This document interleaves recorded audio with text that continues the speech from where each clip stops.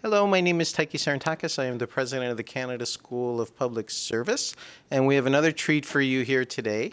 Today we are with Dr. Shiri Briesnitz from the University of Toronto. She is the smart Briesnitz. You might know the other Briesnitz, but she's kind of the power behind the power couple. Her talk today will be based on her academic specialty, which is knowledge transfer from universities. We have some of the best universities in the world. We do some of the best research in the world. We punch way above our weight relative to our resources and relative to the money that we spend in the university sector. But we seem to have some challenges transferring that knowledge to other sectors. The way I like to explain this, and I don't remember who said this, but I really should look it up because it's very profound. Somebody said something to the effect of, science is really cute, but if you want to change the world, you have to do engineering, which is to say the idea in and of itself, unless it becomes something, hasn't really done anything in the real world. So without any further ado, I will turn it over to Josiane and Paul, who are going to gang up on Shiri, and we will talk about knowledge transfer, we will talk about knowledge, we will talk about commercialization, we will talk about innovation. So over to you two. Thank you. Thank you.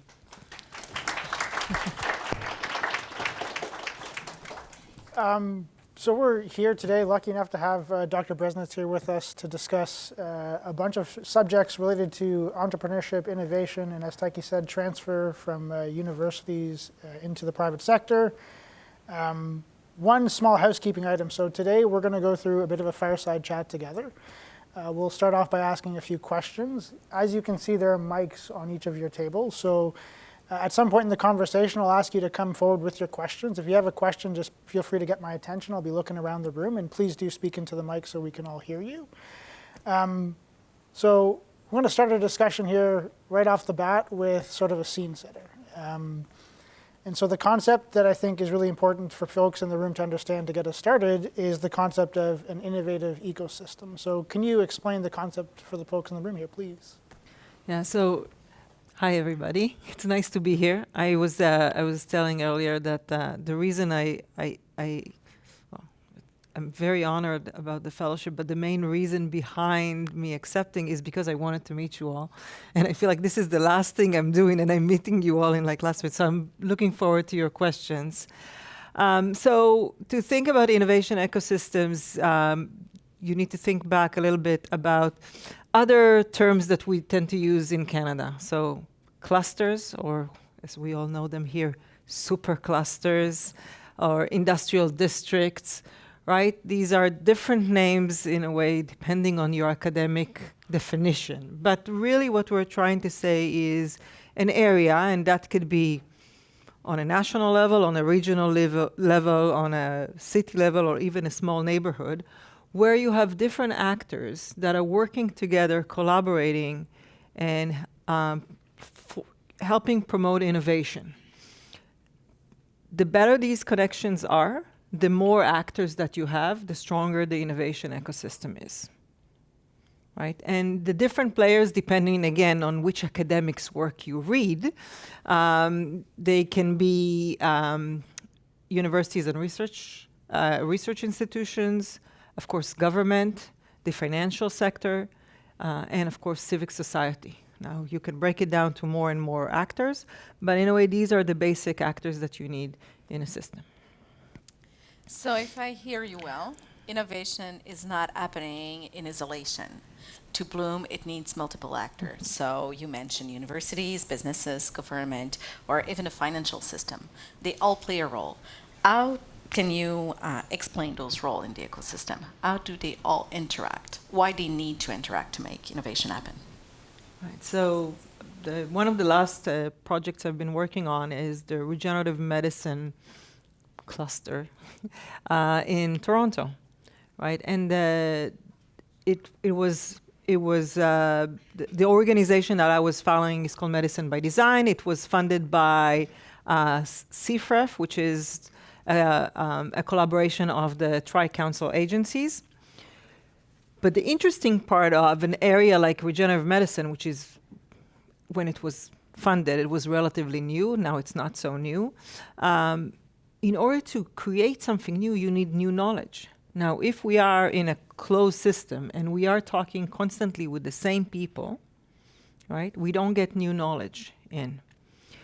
So the importance of the different players is the kind of knowledge that they bring with them, right? So if we have, one of the interesting things from this research is, for example, this collaboration encouraged people to collaborate not just with, so they used to collaborate mostly within universities. Now they collaborate more with hospitals, which is important because now they talk to the clinicians, right? But also we see them collaborating across Canada over older connections that they had in the US, right?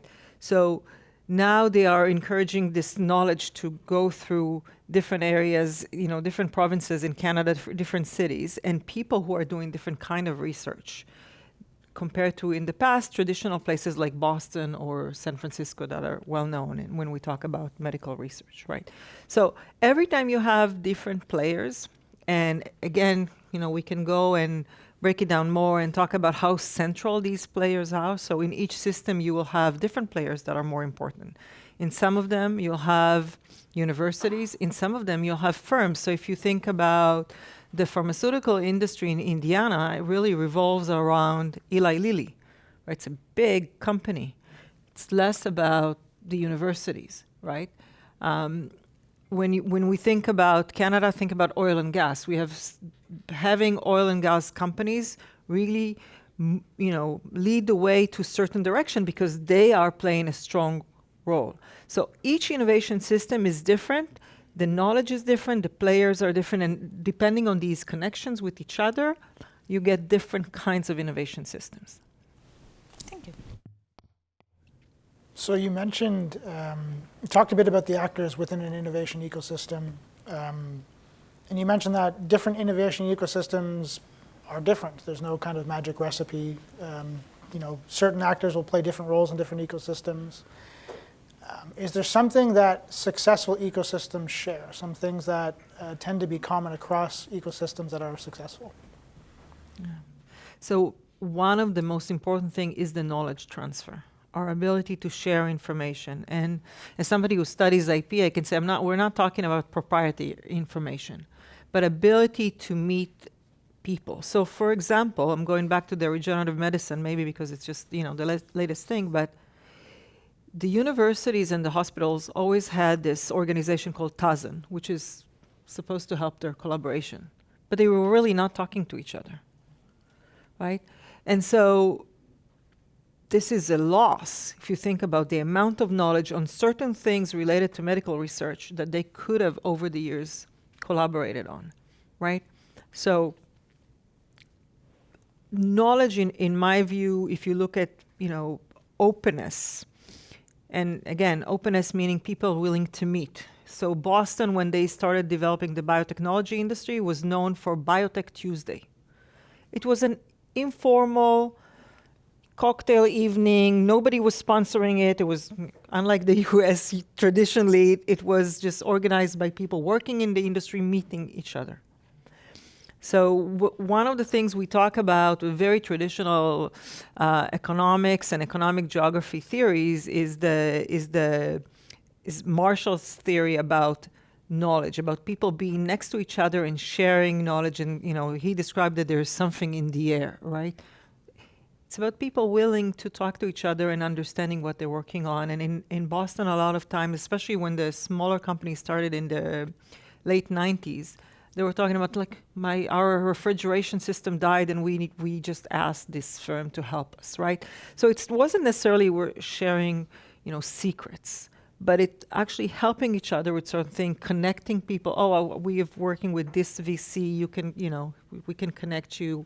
So knowledge of research and development, but also knowledge in the how to do things.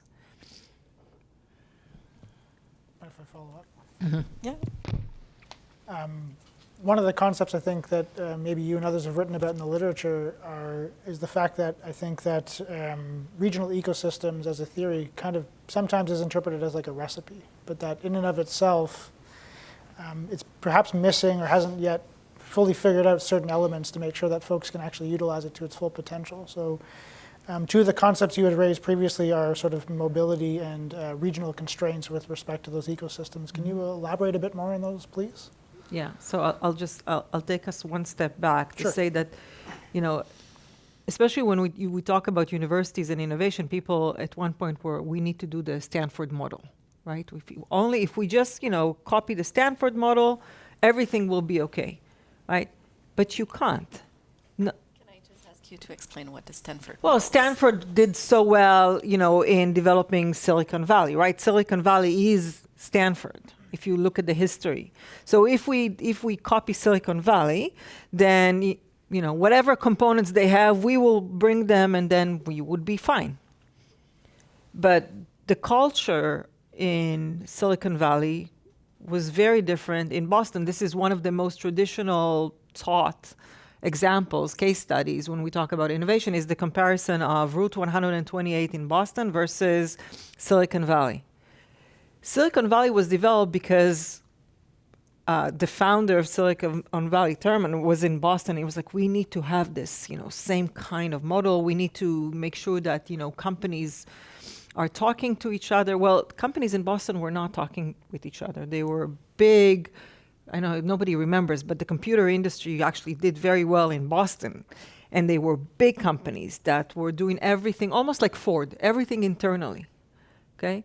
But in Stanford, they started by helping small spin-outs from the universities. They were all in, you know, not all of them like HP started in a garage, but, you know, in the science park, and the university helped. But because they were small, they were also collaborating with each other. Boston lost the computer industry because they weren't talking to each other. So it's a classical. So your question about mobility and regional constraint is that, so the regional constraint is important because we need to understand what we are. So if we want to develop innovation, we need to think about the region that we are focusing on. What are our strengths? Is there research? Are there universities? Maybe not. Maybe it's more, you know, if we're talking about natural resources, so there's a area of natural resources. So we need to think about what we have. You can't change that, even though we think we can. Maybe, you know, there's certain things you can add and change and tweak, but it will take you probably 30 years. If you think about the Singapore model of innovation, they started from scratch building universities. So you have that. You have to think that in mind. And, you know, I always say in Canada, everybody panics because we have the U.S. Well, yes, we have the U.S. It's a given. That's what we have. And so our policy and how we treat innovation needs to consider the fact that we have the U.S. as a neighbor, and we can think about a lot of benefits that we can get from the U.S., not just the things that we lose by having the U.S. as a neighbor. Now, the second thing is mobility. And mobility, again, this is a good example of landing in the U.S. in the last minute. So yes, we lose people to the U.S., but the people who go to the US also learn by going to the US because they have all these small and medium-sized companies that we don't have. And they learn how to be executives, and they learn to do innovation in a different way, and they learn collaboration in a different way, right? Sadly, we are one of the, maybe you guys correct me, but as far as I know, we are one of the only countries that doesn't have like a return policy to encourage Canadians to come home. Why? Like they're literally there, right? They have immense knowledge that we are, you know, I think it's, you know, when we look at, you know, the case of, we talked earlier about the case of Waterloo, right? A lot of the students from computer science in Waterloo, before they graduate, they already have a job waiting for them in the US. Great. That's not necessarily a bad thing, because hopefully they're Canadians and most of them want to come home, and they will bring that knowledge with them, everything they've learned. So again, it's all about perspective and how we use that knowledge. Can we find a smart way to utilize the knowledge that they're bringing with them? Do you want to continue to expand on that, or? Keep going. Yeah. Because one thing that I hear a lot in what you just said, it's businesses, how they act. In the big scheme of things, universities also have a role to play. So they don't simply generate knowledge, as you said. They line up jobs for people that can come back, or they are interacting with the regional realities where they are implemented. So how do you see them as a driver for economic development? What do you see as their role? Universities. Yeah, in the ecosystem. So, so I think the basic thing that we forget is that the two main roles of universities were always to do research and to teach. So universities, I would say, the main thing that we do in majority of our time is to teach students, and we train the labor force. I'm going to assume that majority of you have been to university, because Canada has one of the most, the most skilled labor in the developed world. That's one of the most important things. But when we look at university, you can measure their contributions in two ways. You can measure it in the short term, which is how much money they bring into the region, right? So think about just the government in Ottawa, but the same thing with the university in a small town. How many people do we bring in? So they rent houses, they buy houses, the university purchases things locally. So these are things you can measure on the short term. But on the long term, we have the human capital, we have the research. Hopefully from that, we also have businesses, and then you have the relationship with businesses, which we tend not to talk about a lot. But the best example, I keep repeating myself in the last, I would say, 6 months, is about Ozempic, right? The relationship that U of T has with Novo Nordisk is amazing. I'm looking at your faces. It looks like most of you didn't know this, but that's basically a result of the first invention by Professor Drucker when he was an assistant professor and was licensed to Novo Nordisk. It was what we call an example, pure example of what you expect universities to commercialize. Nobody knew the value until they started to do clinical trials, and they realized that there's a benefit for weight and appetite. But that brought Novo Nordisk back. So you create this relationship with firms. And hopefully that means that we have graduates that are going to work there. We're learning from them as well through this relationship. So all of this is really important. So when you think about universities, you have the teaching and research, you have service. And in service, we have the commercialization, we have the policy advice that, I know I spoke myself with some of you in your roles, but I know many of you approach university professors to understand current research. It's too bad we don't do more of that like the US does on a regular basis. I know we don't like to talk about the US now as a good example, but historically they've been very good about learning the most recent research on any possible topic. Universities also contribute to basic real estate. Right? So if you think about downtown Toronto or Ottawa around University of Ottawa, without the university building their buildings, you can change entire areas. And there are many studies that look at the differences between towns that have brought in universities versus towns that didn't, and how it totally changed their crime rates, their economy, etc. So there are many roles and many ways to contribute. I did a poor job as a moderator because I kind of want to pull you back to the previous subject a bit first. What I really want to ask about is the concept you talked about in terms of relocation of both talent and firms. So you gave some really great examples about, we're located next to the US, talent can move one way or the other. But it is something I think regional ecosystems, it's something we have to grapple with. And I wanted to open up the opportunity for you to talk about the example of Israel and how they've effectively managed that tension. Yeah. So the basic example of Israel, knowing that most of these companies will not stay, they will not grow there, and multinationals will not come and build, big facilities in Israel. It's not a safe place. So one of the things the chief scientist later on became the innovation agency, the Israel Innovation Agency, was to create a policy that says the following. If you received funding from the state to your firm in order to, to develop your research or later stages of your product, and then you sold, bravo to you, you sold it, then you need to return 6 times what you got. Now, this is not because they're greedy, because they give very little amounts of money. This is not, a big investment. There are 2 reasons for that. One is to make sure that the entrepreneurs don't sell too early, which is something that, unfortunately, we do have a problem with that in Canada. So this way you're going to think, okay, I need to return 6 times what I got, so I'm gonna wait a little bit.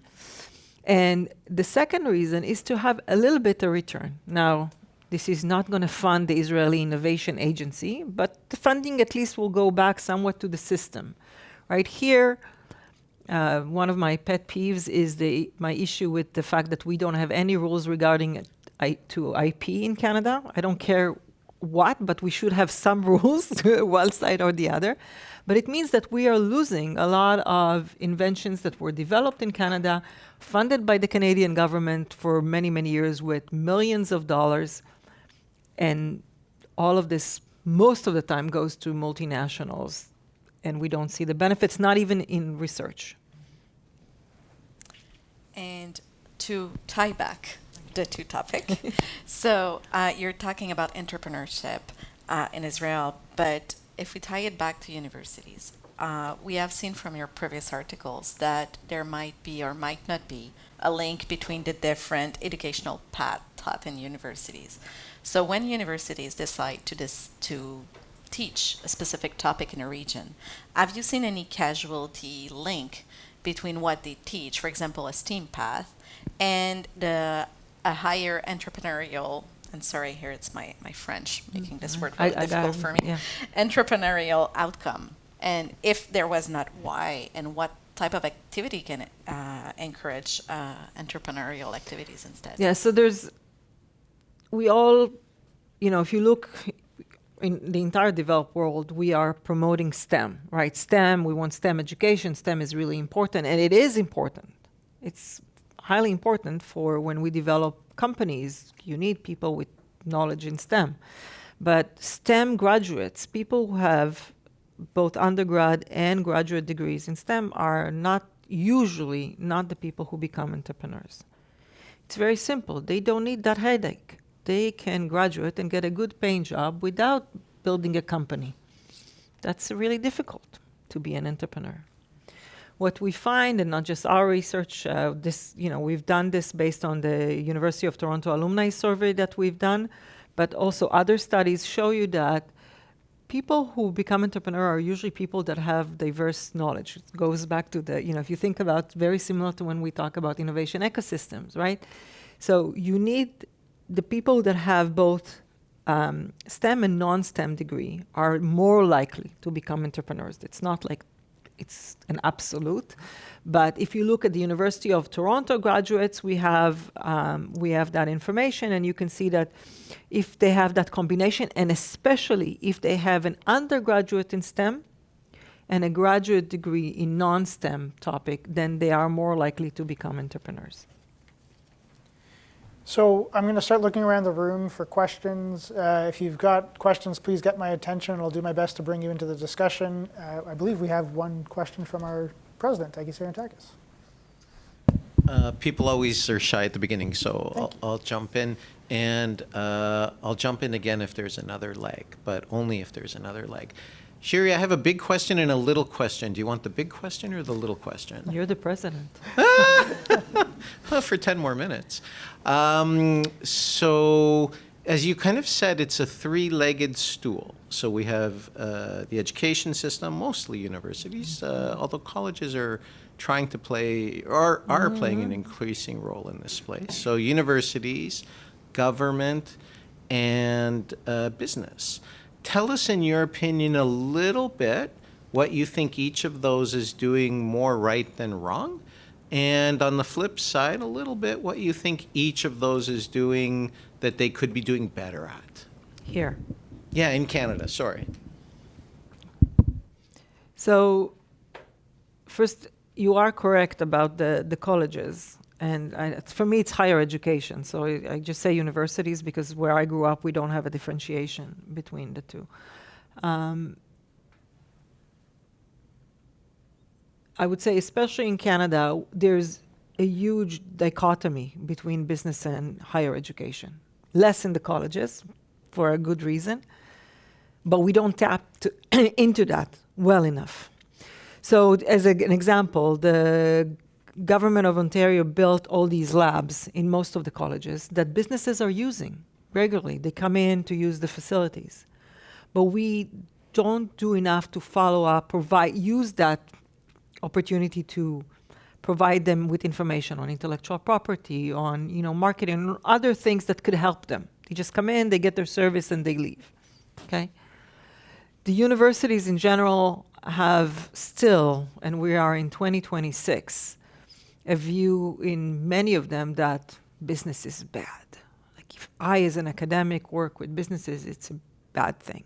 And I don't think we are doing enough.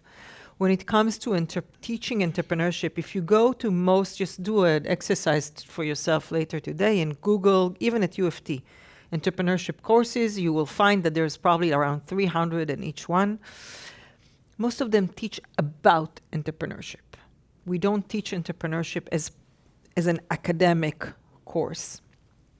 And we have a problem as an academic institution because we don't have the funding to create these courses to teach people how to become an entrepreneur. And this is a skill. You can learn how to become an entrepreneur. Intermediaries in general do it better, but from the studies we have done, even getting a course at the university on how to become an entrepreneur is better than no courses at all. The businesses, I think in Canada, I don't need to tell anybody, businesses in Canada don't do research. The business R&D in Canada is one of the lowest in the developed world, and it's just been going down. I can say that, you in this room are not encouraging them to do research, which is they will not do it on their own, period. Like I think Shopify, which is our biggest successful startup, not startup anymore, is a good example of a company that does about, I think they spend about 24% of their revenues on research and development, which is an outlier in Canada, which probably explains also why they still are doing so well. Okay, so these were, I think I touched all three. And then the second question, you had a smaller question. Can I give you the smaller question? Is that okay, Paul? So the smaller question, if you look at some of the universities historically around the world that have done this well, Stanford, MIT, Kitchener-Waterloo, University of Waterloo, they're a little bit specialized. Like they made big bets, whether it's in computer science or in mathematics or in something. Do we need more specialized post-secondary institutions in Canada? So I'll ask you a question first. When you say they did well in what? Did well in helping to create or center an ecosystem. But you're assuming that it's coming from the university in Waterloo, and I won't agree with you on that one. Right. It's not that it's coming exclusively from Waterloo, but that the University of Waterloo has played an important role definitely. in the Kitchener-Waterloo innovation ecosystem. Yes. So I would say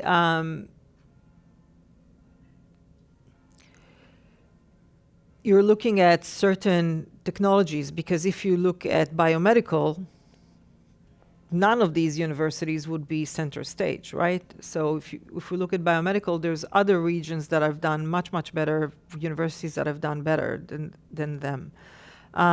So I don't think it's about being specialized. I think it's about the ability to transfer the technology, make those connections with industry. So for example, Georgia Tech has done it well because they have like in sort of like a Fraunhofer within their institutions. They have a contract research institute within the university where they employ research scientists to just do research for companies, right? So again, it goes back to these channels that we have. So I would say Stanford, because of Thurman and what he saw from the beginning, he created this system where it's easy. And even in MIT today, if you look at the tech transfer office, one of the things they'll tell you is they don't do much because they don't need to, because they are in Boston and people come to them. So if you're a company in Boston, you don't need to work as much to find FaceTime with the VC, right? So it's there, it's in the system. We've got another question from the audience. Before I go there, I want to probe a bit on the concepts Taiki raised in terms of the 3 pillars. And I thought you co-authored a really wonderful article that talked about the role of intermediaries and whether more support is necessarily more beneficial for firms. So could you please explain maybe first the concept of intermediaries and then get into what the article kind of discusses? Yeah, so intermediaries are organizations that are, not government, not higher education, not business, that are helping to make these connections, right? Sometimes they are touching one of these or several of these. So if we think about Canada, we have several good intermediaries, Communitech. We have even Mars. If I may be allowed to say that now, I would say they're probably a good space for as an intermediary, and it's about making those connections. A lot of these that we have studied are accelerators, right? And some of them are run by universities. Some of them are not for profit, run by the region or Chamber of Commerce, different ones. Their ability to bring actors together, again, is a benefit for the region, but specifically the different players that they bring together. And it also depends on what they actually are choosing to do. So not all of them are equally successful at what they're planning to do, and not with all of them we see the results that we hope to see with innovation, right? So if you look at accelerators, we've done this study looking at U of T they have 13 accelerators. They used to have 11 when I started, and I came from a small university in the US, and I was like, why do they have 11? That's really too much. But U of T is a huge university, and a lot of these accelerators specialize in different things. But when you look at them one next to the other, you see that they are very different in their ability to service the firms that go through them. So we looked at how companies following a period in the accelerator, were they able to grow by number of employees and by number of products that they have, which hopefully shows that they're successful. And what we found out that you need to have highly specialized directors, hopefully who are serial entrepreneurs. You want to have a program.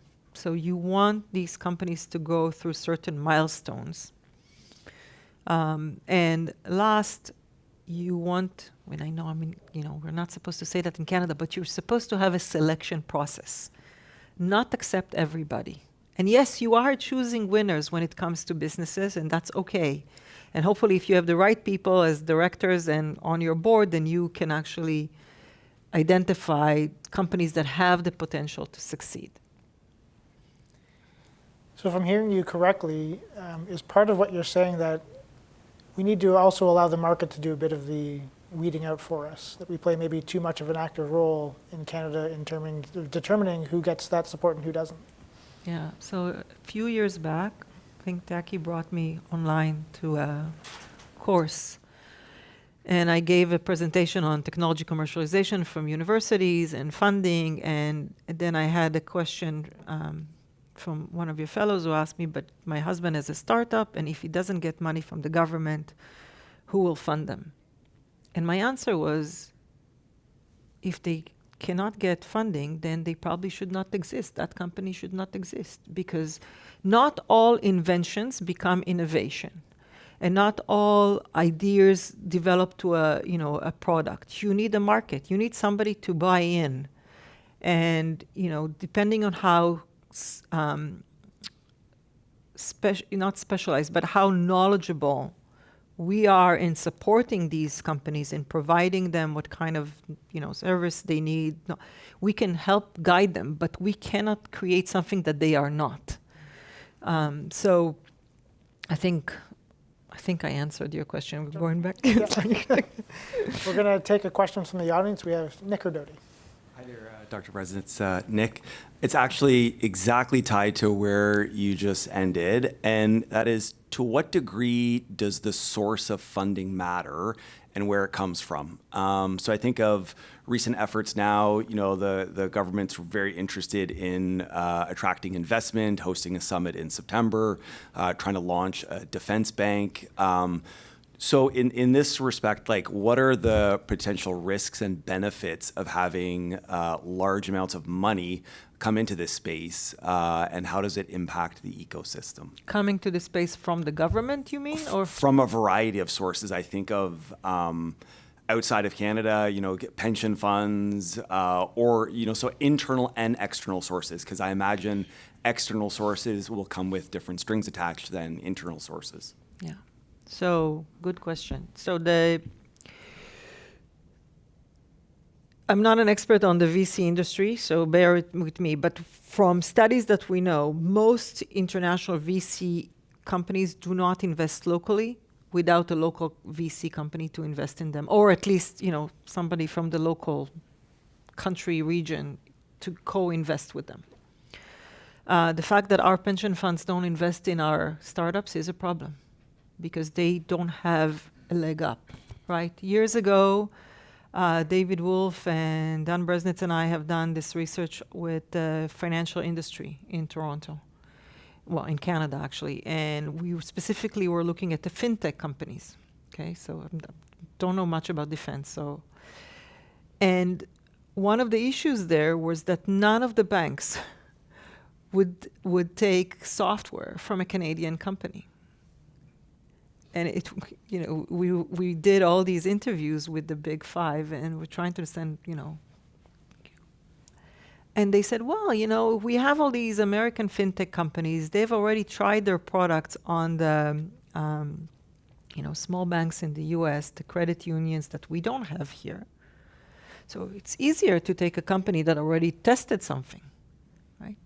And I remember it was maybe the first few years of me moving to Canada, and I said, but you're a Canadian bank, right? So there's still, there is a role for both government funding and dedicated funding to invest in local firms.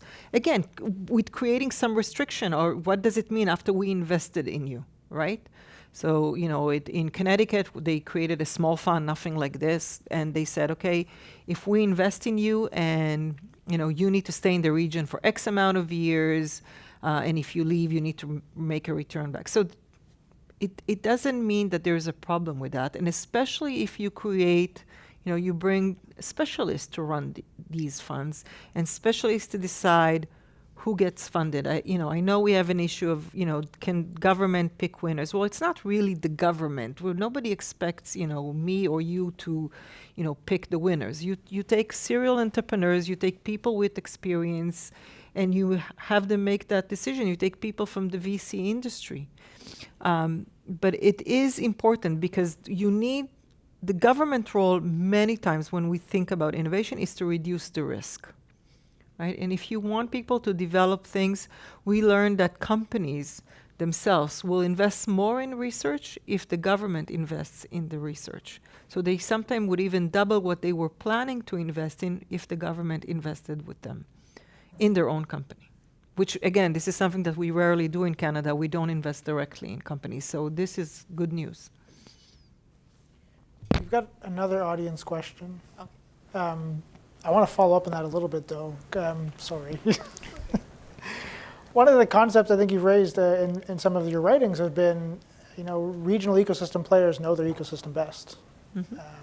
And yet us here as federal public servants trying to, as you said, inject funding, inject other resources into those systems may not necessarily understand the nuances between those ecosystems. So In your professional experience, maybe what does the federal government not understand or kind of get wrong when it's doing some of those types of initiatives? Yeah, so when we talked about getting the Silicon Valley model, Yep. right? So thinking that we can create the same treatment for all regions in Canada is wrong. They're different. They need different things. And so without, we don't have regional agencies as, even the UK used to have them and then they canceled them. If you don't have people on the ground, then you don't know what's happening in the region. You don't know who are the important players. You don't know where the knowledge runs from. You don't know who plays the central position that controls the knowledge or controls the network of people.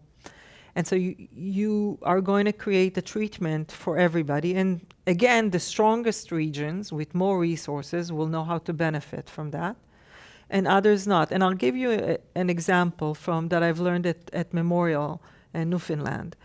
The university was trying very hard to work with all all parts of Newfoundland, which is very dispersed. And they thought, oh, we're going to create this program, and everybody, all the small communities, they're all going to be in touch with us, right? Because we are creating this program, we want to give money. But they didn't have a buyout. And when they started to ask, they were like, people are busy, people are working. They don't have the community doesn't have a dedicated person to arrive even to the meetings, right?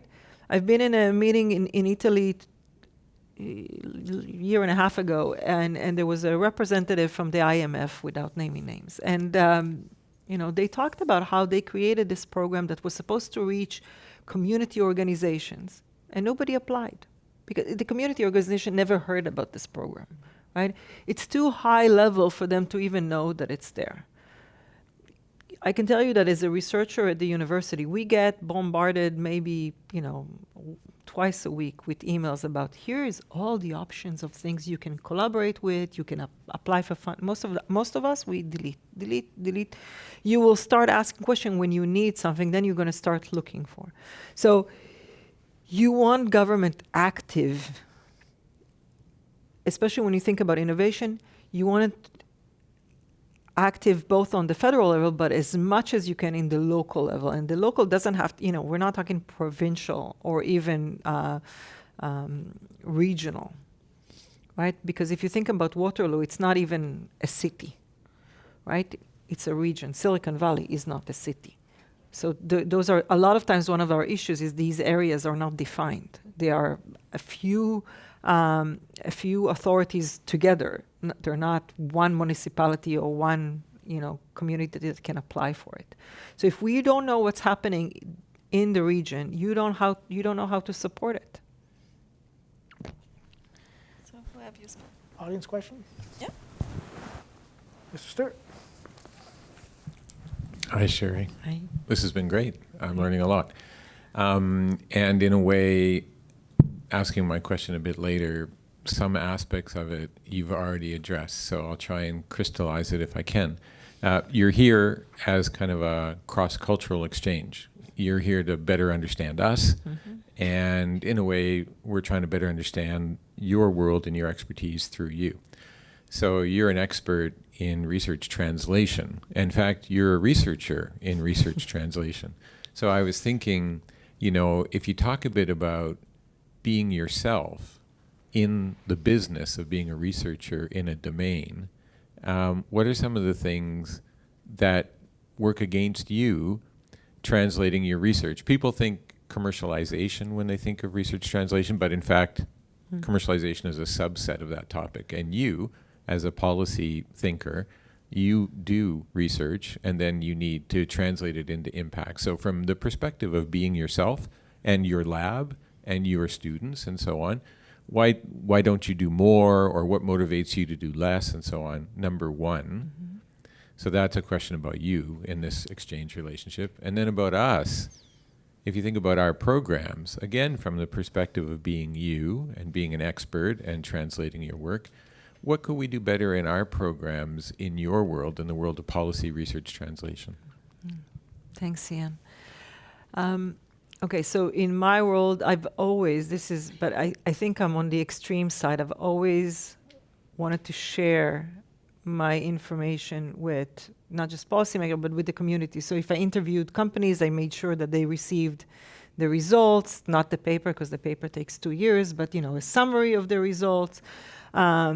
It's really important. And for me, this opportunity is amazing. It is what we all should be doing. We should have more of your time, and you are all busy, but as much as we can to tell you about work that's related to your field. And I have to say, the Innovation Policy Lab in general, I think, has been very active in working with policymakers. This is, I think, just, both David Wolf and Dan Berznitz have always done it in their careers. So, and all of us that are involved are constantly trying to do this.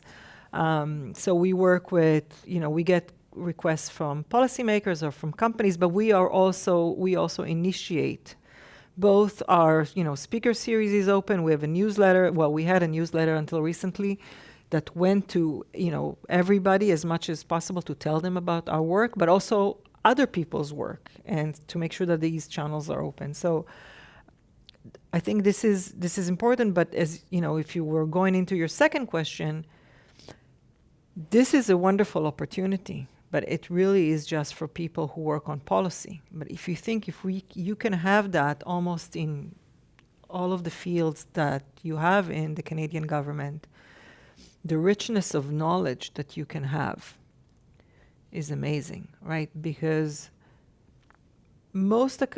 our job is jobs as academics, and depending on which university you're in, there's a different definition. But let's say at the University of Toronto, and I believe it's mostly in Canada, we are supposed to do 40% of our time in teaching, 40% of our time in research, and 20% of our time in service, mostly service to run the university, right? Because we sit on.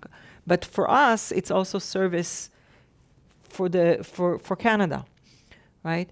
And if we could find channels where, you have experts, and I'm not talking when you guys ask us to come to Parliament for the 5 minutes on the thing and say our thing, because I don't think anybody learns anything from that.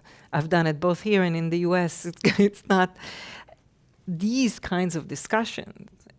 Are the opportunities where we can actually share knowledge that matters, right? And then you can think, I want to know more about this small area, but you have enough on your plates. None of you is going to read my papers, except Paul, who's done an amazing job reading my papers. But getting more from, by having a discussion, finding ways to bring academics and practitioners together, that I think will be the best way to utilize that knowledge that we have. So we have talked about funding, about transfer of knowledge, but in my mind, when we talk about commercialization and we're talking about putting things in place, the question in the background is always IP.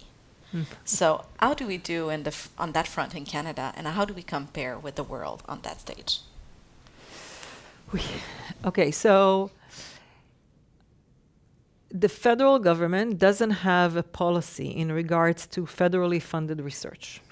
Okay, we are one of 2 countries in the developed world that don't have a policy when it comes to federally funded research.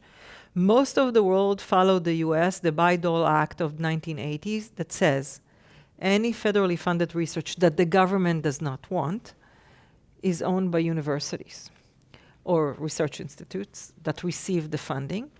Most of Europe followed over the years, and theirs are employer-owned. So if you are employed by the university owns it. But it doesn't matter. Whoever received the funding, the body that received the funding, is the owner of the technology. And the reason that it started is because the idea was that we need to try and move some of these inventions out of research and push them into the public domain as much as possible. Now, it's true, if you go to most universities and you just go on the website and write patents, you're going to get a long list. They have these running lists of patents that have not been licensed to anybody, and they're just, they're sitting there. And the universities are trying to to license them out. But so we don't have anything like that. And Richard Gold followed on Nancy Galini's work from UBC. So Richard Gold from McGill followed on Nancy Galini's work from BC. And he shows, and I think I showed it in one of your courses, where majority of Canadian inventions are owned by, I have a foreign ownership, okay? Now, if you compare it to the rest of the world, yes, we are not doing so well. But again, going back to my point before, we have the US next to us, a huge market. So it makes sense. It's not, I don't think it's necessarily a bad thing. The bad thing is that we are ignoring it, that we are not thinking how we can utilize it, or, you know, the fact that we have an invention that was sponsored by the Canadian government for years and now it's not available for Canadian, I find more problematic than the fact that it's owned by a foreign entity. Like, you know, I think in Canada in general, if you look from the history of insulin with Banting and Best, the idea is to share, right? We want to share it with the public. The problem is that the business world internationally doesn't work like that.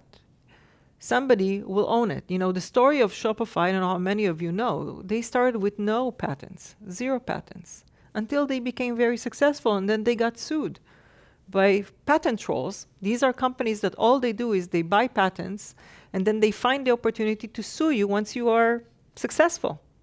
And then it took them another 2 years to fight the patent trolls to prove that their patents are actually their patents. And they lost a lot of time and they lost a lot of money. This is in a way a sad story of RIM as well, right?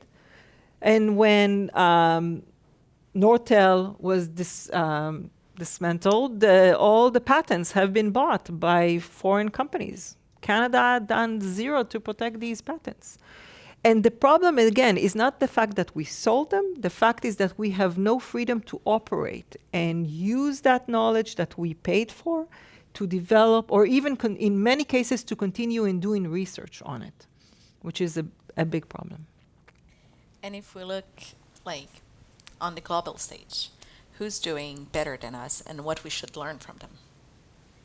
I think, well, sadly, I think everybody's doing better than us on that particular point. On that particular point, you know, you have, depending on different countries in Europe, so the Germans, for example, they help pay for some of the patent costs. Now, I don't know how many of you knows, but a patent costs somewhere like $30,000. Because it's not enough just to register. Most of the patent offices require you to submit market research. That costs a lot of money. So if you do patents, what we call tri-patents, which now is US, Europe, and China, you're getting to somewhere at $30,000. And one patent is not enough. You usually will need a family of patents to protect yourself. Again, because they are patent trolls, right?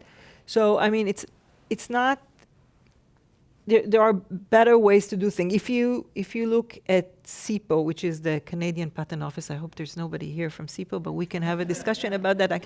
So U of T used to have a course on intellectual property where they would send people to CIPO's website.